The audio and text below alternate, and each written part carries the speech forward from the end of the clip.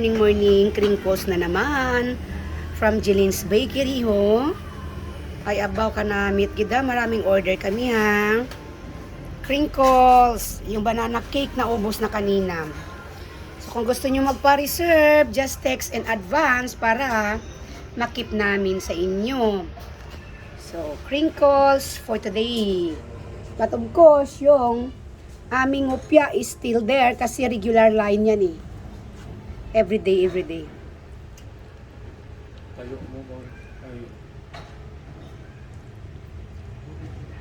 Crinkles, namit siya, mainit pa ha.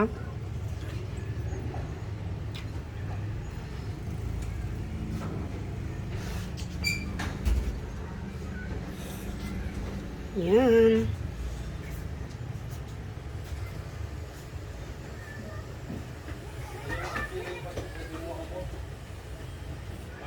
Thanks.